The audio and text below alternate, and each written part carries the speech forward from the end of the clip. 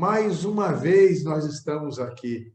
O testemunho da missionária Anne foi tremendo, impactante, mas nós temos uma segunda parte para compartilhar com você.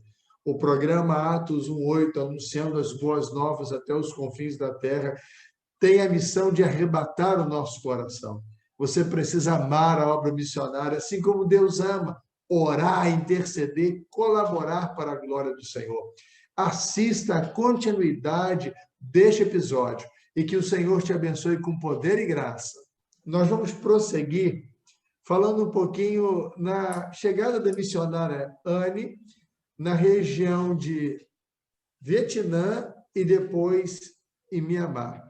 Que ano que você chegou no Vietnã? E como foi sua ida para lá? Então, eu cheguei em 2016, passei por ali só para estudar, não é? Porque eu não sabia o inglês, assim como lá no Senegal eu fui para estudar o francês, para ir para Burkina. Então, eu passei pelo Vietnã somente para estudar o inglês e também começar o meu processo de adaptação ali no continente asiático. Foi um grande desafio para mim, eu não sou tão jovem assim, né? Então, aprender novas línguas é sempre um desafio, e como o pastor falou da oração, é sempre uma bênção. Quando me sentia mais assim desanimada, eu sempre lembrava que a igreja estava orando por mim, e isso renovava as minhas forças. Então, ali eu comecei a estudar o inglês, e eu comecei esse processo de adaptação. Depois de 8 meses ali naquele país, então eu me mudei para Mianmar. Mianmar é um país que antes se chamava Birmânia, e nós temos o conhecimento, principalmente de Mianmar como Birmânia, por causa da história do missionário Adoniran Judson. Se os irmãos já tiveram a oportunidade de ler, com certeza foram muito abençoados por essa biografia. Se você nunca leu a biografia do missionário Adoniran Judson, leia essa biografia, você vai ser muito impactado, porque a Bíblia que nós temos traduzida, né, que foi traduzida pelo missionário Adoniran Judson, debaixo de perseguição, de prisão, muita luta que ele enfrentou, mas essa é a Bíblia que até hoje os cristãos em Mianmar, eles utilizam. E nós temos um legado de cristãos, de igrejas, que é fruto desse trabalho extraordinário que esse missionário realizou. Então, quando eu cheguei ali, eu cheguei no ano de 2017, não é? Eu cheguei em 2016 lá no Vietnã, e aí em 2017 eu cheguei em Mianmar.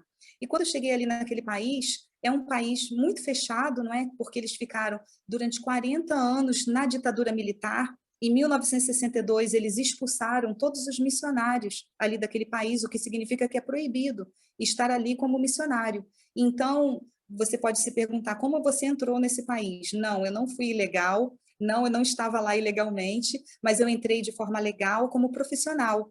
Então, eu fui contratada ali como consultora de marketing, e sendo contratada, eu tinha toda a liberdade de estar ali naquele país de maneira legal e correta, para poder também estar junto com os irmãos que ali estavam, junto com a igreja que já existia ali naquele país, para poder fortalecê-los.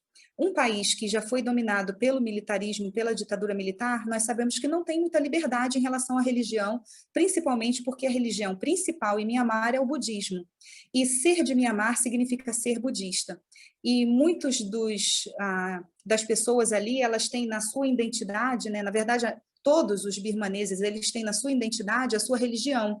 Então, quando você tira o seu documento de identidade, já vem escrito, você é budista, e você não tem o direito de mudar. Se você nasce numa etnia que é cristã, então automaticamente, mas se você nasceu nessa etnia que é considerada cristã, em Mianmar nós temos 100 etnias. Então você pode imaginar, um país de quase 60 milhões de habitantes, são 135 etnias. Se você é cristão, você nasceu numa etnia cristã, isso significa que na sua identidade, no seu documento de identidade, vai aparecer lá que automaticamente você é cristão. Mesmo que você não seja convertido, mesmo que você não acredite em Jesus, mas você nasceu numa etnia que é considerada cristã, como os Karens, né? Os Karens, eles foram alcançados pelo Adoniran Judson, essa etnia, só que metade dos Karens são considerados cristãos, metade dos Karens são considerados budistas. Mas quem nasce nessa etnia, eles são considerados, né, a parte cristã, automaticamente você vai ser identificado como um cristão. Mas o que você vê são muitas pessoas que têm o título de cristão, mas não é cristão, é só nominal. É um grande desafio isso para a igreja em Mianmar. Mas ali, então, quando eu cheguei, como eu já falei, eu estava legalmente no país e eu estava orando ao Senhor, tentando entender como eu poderia ser útil ali naquele país e ser um instrumento de Deus para que o evangelho fosse levado ali àquelas pessoas. Havia 135 povos, como eu já falei, são 135 grupos étnicos. A maioria desses grupos étnicos, eles são budistas.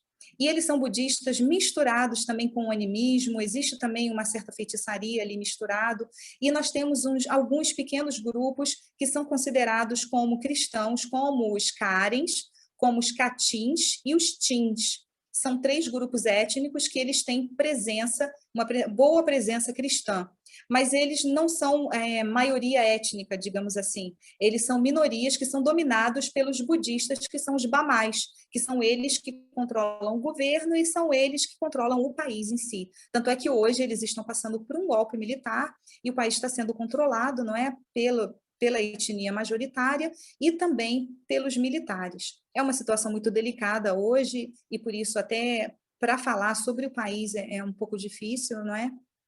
Mas nós precisamos orar muito por Mianmar. E ali naquele tempo o Senhor me deu a oportunidade de estar trabalhando com um grupo étnico que eles estavam sofrendo muito por causa dos conflitos também, porque lá em Mianmar tem ocorrido, mesmo antes do golpe militar, 5 conflitos armados, já estava acontecendo há alguns anos, e esse grupo étnico ele estava no meio desses conflitos, então pessoas estavam entrando, invadindo seus vilarejos, queimando os vilarejos, pegando as crianças para serem soldados, estuprando meninas. E aí uma senhora, ela se converteu, ela conheceu a Jesus através de alguém, e aí ela começou a falar de Jesus no seu vilarejo, e aí um dia, quando ela estava falando de Jesus, ela foi presa, porque não pode, é proibido falar de Jesus assim. E ela foi presa. Só que quando ela chegou na prisão, ela foi liberta, porque um guarda que conhecia ela, mesmo sendo budista, tirou ela da cadeia, ela saiu, e quando ela saiu, ela continuou falando de Jesus. E aí apedrejaram ela, e no final ela teve que ser expulsa do vilarejo, ela não pôde continuar ali naquele vilarejo, ela saiu. Então, quando ela chegou na cidade onde eu estava, foi quando eu a conheci o projeto que ela tinha, porque ela começou a trazer crianças ali para a cidade, e quando eu a conheci, ela já tinha trazido 38 crianças, eles moravam numa casa de palha do lado de um chiqueiro. E Deus me deu a oportunidade de ajudá-los também. Depois eles se mudaram, foram para um outro lugar, para um terreno maior, para uma casa melhor, e as crianças continuaram a chegar, e nós estávamos já com cerca de 80 crianças, e eu me lembro que um dia eu tive a oportunidade de passar um filme sobre Jesus, e no final eu fiz um apelo, e 20 crianças entregaram a vida para Jesus. E depois essas crianças se batizaram, confirmando as suas decisões ao lado de Jesus. Também eu estava orando, pedindo a direção de Deus para saber aonde mais eu poderia ser útil. Eu tinha parceria com esse orfanato e estávamos ali alcançando essas crianças e esse grupo étnico, mas também o Senhor me deu a oportunidade de alcançar um outro grupo que ficava numa outra região das montanhas, e quando nós chegamos ali também foi uma oportunidade tremenda de falar de Jesus. Nós visitamos vários vilarejos, lugares onde o Senhor abriu as portas, e eu me lembro que quando eu cheguei na casa de um casal, uma irmã falou, olha, eu já expliquei um pouco de Jesus para eles, mas eu não sei como falar. Então, já que a irmã está aqui, a irmã explica para ele de Gênesis até Apocalipse. A irmã explica toda a Bíblia, para ver se ele entendeu mesmo o que é seguir a Jesus. Aí eu falei assim, tá bom. Aí comecei a explicar para essa família, né, o que era o evangelho, o que era o plano de Deus. E aí, no final, eu perguntei para o marido, né? Eu perguntei, o senhor entendeu? Vocês entenderam bem o que é servir a Jesus? E esse rapaz respondeu, sim, nós entendemos claramente. E depois que a irmã explicou, está mais certo ainda a nossa decisão.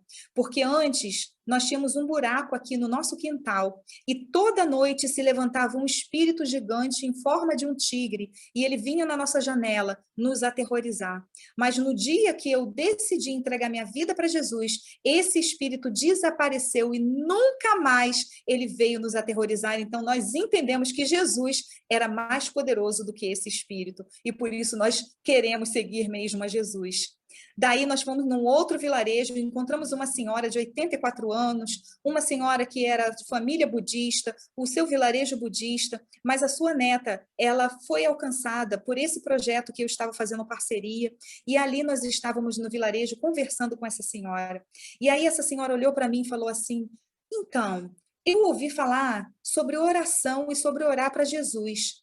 Você poderia me explicar como se ora para Jesus? Porque aqui você está vendo que na minha casa tem um altar budista e aqui todos adoram Buda.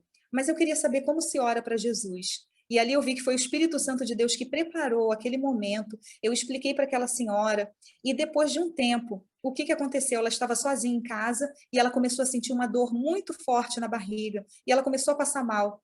E aí ela se lembrou de como se ora para Jesus, e ela decidiu não falar com Buda, nem ir para o altar, mas orar para Jesus. E ela disse que quando ela orou, a dor desapareceu, ela foi totalmente curada, e ela entendeu que Jesus, só ele poderia resolver todos os problemas da vida dela e trazer paz ao seu coração. Então, ela decidiu entregar a vida dela para Jesus. E aí, continuando ali, nós íamos visitando os lugares e nós tínhamos também um projeto de corte e costura com as jovens. Muito obrigado pelas suas ofertas, porque a sua oferta tem sido transformada em máquina de costura, em pano, para alcançar jovens ali nas montanhas, para que elas ouçam também a palavra e recebam também a oportunidade de uma profissão. E ali, 4 jovens participantes do projeto, elas tiveram a oportunidade de serem batizadas agora em dezembro. E uma delas eu tive o privilégio de estar discipulando pessoalmente. Depois eu tive que vir para o Brasil e aí passei esse período da pandemia aqui. E mesmo estando aqui no Brasil, eu continuo fazendo contato online. Nós temos discipulado online uma vez por semana. Agora, por causa do golpe militar, está um pouco mais complicada a comunicação, porque a internet foi tomada, mas nós tivemos a oportunidade de estarmos juntos, online ali, juntos, estudando a palavra de Deus, e um dia essa jovem, antes de se batizar, ela falou para mim, olhou para mim e disse: olha, eu estou pronta. E eu falei: você está pronta? Ela: eu estou pronta para me batizar, porque os meus pais me falaram que no dia que eu me batizasse, eles iriam me expulsar de casa e que eu iria ser rejeitada por toda a família e por toda a minha comunidade. Mas agora eu entendo quem é Jesus e realmente eu aceitei Jesus no meu coração e eu estou pronta, mesmo se eu for perseguida, mesmo que a minha família me abandone, eu estou pronta para testemunhar que Jesus é o Senhor. E aí, agora em dezembro, ela também foi batizada para a glória de Deus. E para terminar, então, eu tive a oportunidade de visitar um templo, que era um templo que tinha uma cobra. E eles adoram essa cobra. Ela é uma piton birmanesa que tem em torno de 6 metros, é uma cobra enorme, e eu a vi com os meus próprios olhos. Eu entrei nesse templo e me contaram, lá o povo, eles contaram a história de que essa piton birmanesa, ela veio de um outro estado, de uma outra cidade, e aí um monge budista, ele encontrou essa cobra e ele entendeu que essa cobra ela é encarnação de uma princesa que viveu no passado. E aí ele decidiu fazer um templo para essa cobra, e aí as pessoas começaram a vir de todas as partes do país para não somente adorar a cobra, mas também para ofertar dinheiro para a cobra, porque eles entendiam que ao ofertar para a cobra, eles iam receber bênçãos, iam receber fartura, iam receber resolução de problemas. Então, as pessoas vinham, faziam uma fila enorme, eu vi com os meus próprios olhos, eles faziam uma fila, pegavam o dinheiro, esfregavam na cobra, depois o moço que estava ali, ele proferia palavras de encantamento, e ele balançava, sacudia o dinheiro, e a pessoa entendia que ela ia sair dali abençoada pela serpente, que na palavra de Deus nós sabemos que a serpente é Satanás. Então, nós sabemos o quanto o inimigo tem cegado o entendimento das pessoas, o quanto as pessoas estão com seus olhos obscurecidos por causa da ação do inimigo no mundo. É por isso que Jesus, ele é poder, irmãos, e nós precisamos pregar o evangelho, porque as pessoas estão adorando cobra, as pessoas estão perdidas, as pessoas estão sem esperança, seja aqui no Brasil, seja onde for, as pessoas estão sendo enganadas pelo maligno, adorando uma cobra. E sabe o que é pior? É que essa cobra ganhou tanta oferta e recebeu tanto dinheiro que ela ficou muito rica, ela e o monge. E aí eles começaram a crescer o templo, agora eles compraram um terreno enorme, o templo está enorme. Depois Depois a cobra ganhou piscina, a cobra ganhou roupa, a cobra ganhou muitas coisas, ela se alimenta de 15 galinhas, é uma cobra privilegiada, não é? Mas nós sabemos que tudo isso é um engodo, é um engano de Satanás para poder aprisionar as pessoas para que elas vão para o inferno, para elas irem para o inferno. Por isso, nós precisamos levar a palavra do Senhor a todos aqueles que precisam, tanto aqui como lá fora, nós precisamos levar o evangelho do nosso Senhor Jesus. Missionária Anne, suas experiências, elas são muito profundas e mexem muito com o meu coração. Tenho certeza que cada ouvinte que jamais tinha conhecimento desse tipo de acontecimento e de experiência precisa entender que o Espírito Santo de Deus traz a nós revelações para que nós possamos ter amor, para que nós possamos entender a importância de fazer obra missionária, a importância de contribuir com missões, a importância de testemunharmos do poder de transformar, de viver o poder de transformar em nossas vidas e possamos seguir dessa forma para a honra e para a glória do Senhor. Eu queria que a irmã deixasse uma palavra como despertamento missionário àqueles que nos ouvem. São pais, são avós, são tios, são jovens. Eu queria que a irmã desse uma palavra para que essas pessoas pudessem ouvir essa palavra final e perceber aquilo que, de repente, o Senhor quer direcionar na vida dela. Então, pastor Denis, a palavra que eu deixo é a nossa divisa, não é? Da Junta de Missões da campanha desse ano, que está lá em 2 Timóteo, capítulo 1, versículo 7, que diz: pois Deus não nos deu o espírito de covardia ou de medo, mas de poder, de amor e de equilíbrio. Então, o Senhor, ele não nos tem dado o espírito de medo. O inimigo, ele tem trabalhado muito hoje, principalmente nesse tempo de pandemia, com medo, para que as pessoas se sintam assustadas, apavoradas, ansiosas, angustiadas, temerosas, deprimidas. E o inimigo, ele tem trabalhado pesado contra as nossas emoções. Mas a palavra de Deus, o apóstolo Paulo, ele está ali falando com o jovem Timóteo, dizendo que o Senhor, ele não nos tem dado espírito de covardia, mas o Senhor nos tem dado espírito de poder, porque o Senhor, ele nos tem dado autoridade através do Espírito Santo de Deus. Não é a nossa força, não é o nosso poder, mas é o poder do Espírito Santo. Nós somos templo do Espírito Santo e nós temos autoridade. E a palavra de Deus diz: sujeitai-vos, pois, a Deus, mas resisti ao diabo, e ele fugirá de vós. Então, com a autoridade que o Senhor mesmo nos deu, nós podemos ir e levar essa palavra, que Jesus é poder, que Jesus transforma, que Jesus, ele pode operar milagres, que ele pode livrar, que ele pode agir, que ele pode salvar. Então, nós, como igreja, nós precisamos nos levantar com coragem, com ousadia, sabendo que o tempo já está se findando, Jesus está voltando, e nós não podemos mais ficar perdendo tempo com coisas que não valem a pena, porque nós precisamos, como igreja, nos levantarmos como voz profética no meio do caos, precisamos levantar como luz no meio da escuridão, precisamos fazer diferença como sal da terra. Então, o Senhor nos convoca a cada um a fazermos diferença e glorificarmos o nome do Senhor, sabendo que só Ele pode transformar vidas, mas Ele quer usar a mim e a você como seus instrumentos nesta terra. Deus os abençoe, como nós dizemos lá em Mianmar, Peatequem, Gaudi, Bebazê, que Deus os abençoe. Olha, fica o convite, quando puder, tudo se normalizar e passar pela nossa região, ouvir fazer promoção, será uma alegria recebê-la aqui em São Fidélis, na Igreja Batista Memorial. E se Deus tem tocado o coração, meu querido ouvinte, seja um adotante de missões, né? Não deixe de contribuir regularmente com a obra missionária. Missionária Anne, Deus abençoe. Muito obrigado por sua participação. Nós vamos orar. Nós vamos pedir ao nosso Deus e vamos clamar, interceder ao Senhor pelo povo de Mianmar, pela obra missionária, pelos missionários que estão espalhados no mundo. Como fomos impactados com esse maravilhoso testemunho, não é verdade? Compartilhe ele, abençoe, desperte o coração missionário. Vamos orar? Convido você a fechar os olhos, a curvar sua fronte, a falar com o Senhor. Querido Deus, bendito Pai, louvado e exaltado seja o teu precioso e poderoso nome. Obrigado, ó Deus, pela obra missionária que nasceu no coração do Senhor.